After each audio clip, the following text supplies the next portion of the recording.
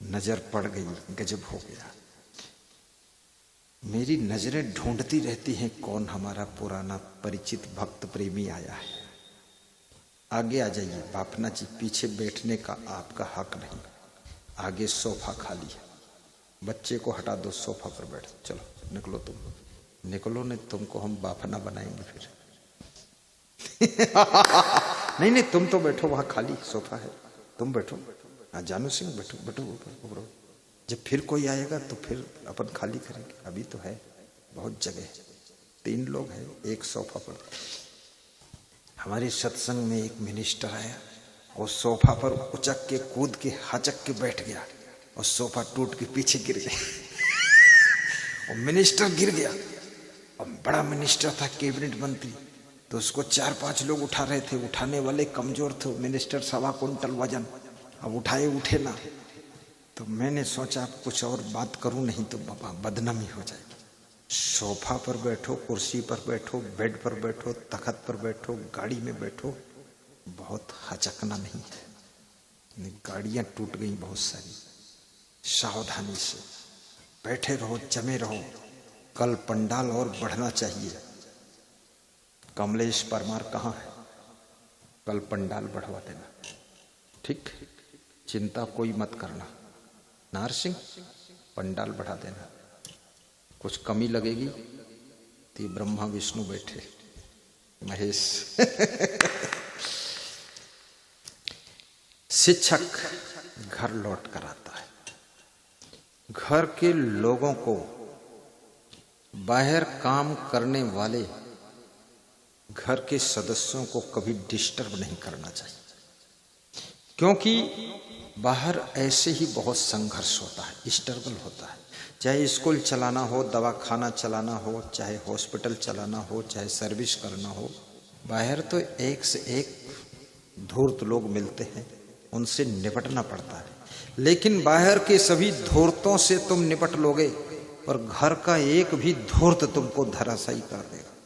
इसलिए घर के सदस्यों को धूर्तता नहीं करनी चाहिए, मूर्खता नहीं करनी चाहिए। सभी घर के सदस्य अपने घर के लोगों का मनोबल बढ़ाने का काम करें, खुशियां बढ़ाने का काम करें और उनको इज्जत दें, ताकि वे लोग हिम्मत के साथ में आगे कुछ बड़ा करके दिखा सके।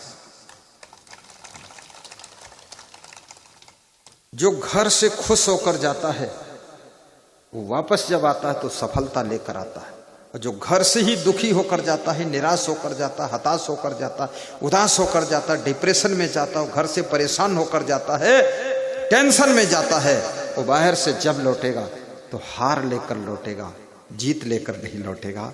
इसलिए याद रखना, घर से खुश करके भेजिए और चिंता छोड़िए।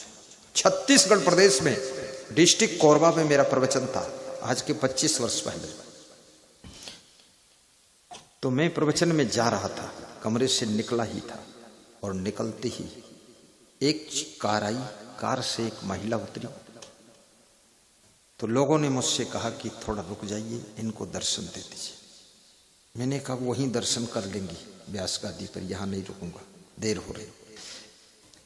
तो हमारे जितने आयोजक थे बोले गुरुदेव थोड़ा देर भले हो जाए, इनको दर्शन दे दो। तो हमने कहा माता जी उधर ही आ जाना। तो उसने कहा वहां मैं नहीं आऊंगी, क्योंकि ये जो पूरा कोयला खदान है इसका सबसे बड़ा कॉन्ट्रैक्टर मेरा पति है, और पति आपका मुख्य अतिथि है, तो उसके वहां मैं नहीं जाऊंगी।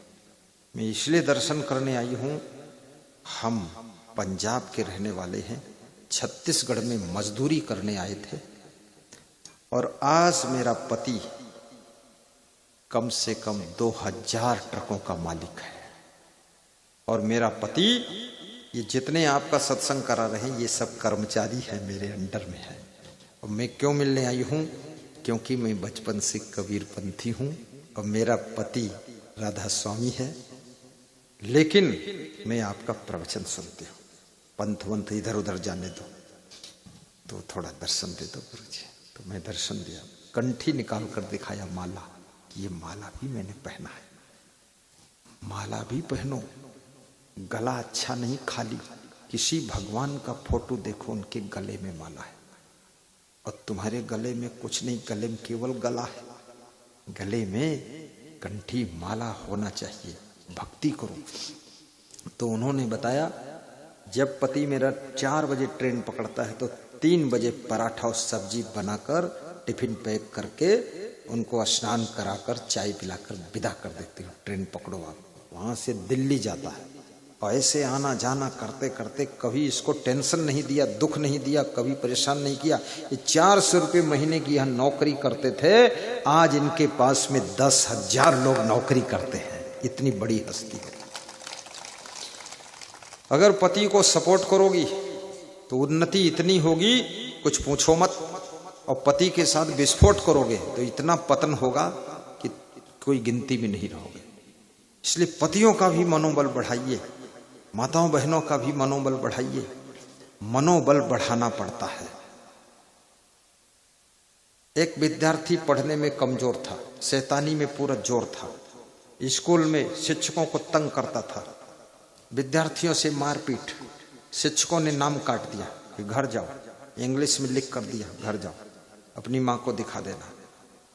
माँ को दिखाया लेटर, माँ ने कहा अरे बेटा तू तो भाग्यशाली है, इसमें लिखा है शिक्षक कह रहे हैं कि मेरे पास इतनी बुद्धि नहीं कि तुम्हारे लड़के को मैं पढ़ाऊं, ये बहुत बुद्धिमान है, इसको पढ़ाने भर का माइंड नहीं है, इसको घर रख करके पढ़ाइए आप, बहुत आगे बढ़ेगा, ये महाबुद्धिमान है। माँ ने ये कह दिया, उस लड़के का मनोबल बढ़ गया। मनोबल बढ़ा, चिट्ठी तो अलमारी में रख दी गई और माँ मर गई। वो लड़का वैज्ञानिक बना आगे चलकर, 2500 रिसर्च किया। ये बल्ब उसी का रिसर्च है, ये माइक उसी का रिसर्च है, कैमरा उसी का रिसर्च है। उसका नाम था थॉमस अल्वा एडिसन। एक दिन घर की सफाई चल रही थी, वो चिट्ठी मिल गई, तब तक वो इंग्लिश समझ गया था। पढ़ा तो उस चिट्ठी में लिखा था कि तुम्हारा लड़का पक्का मूर्ख है।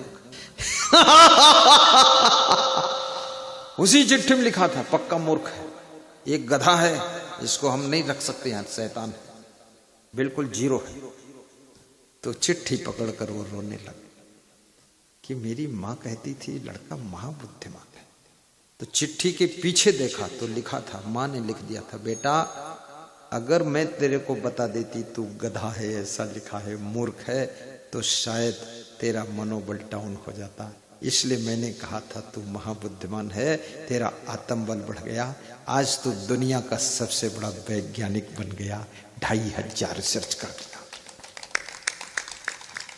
और कभी आपके पिताजी बोल भी दे तू गधा है, तो याद रखना वो इसलिए बोल रहे हैं कि तू गधा मत रहे, तू घोड़ा बन।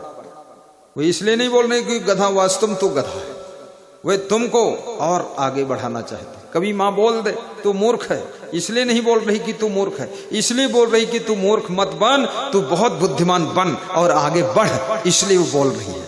उसका भी अर्थ सकारात्मक निकालना, गलत अर्थ मत निकाल लेना।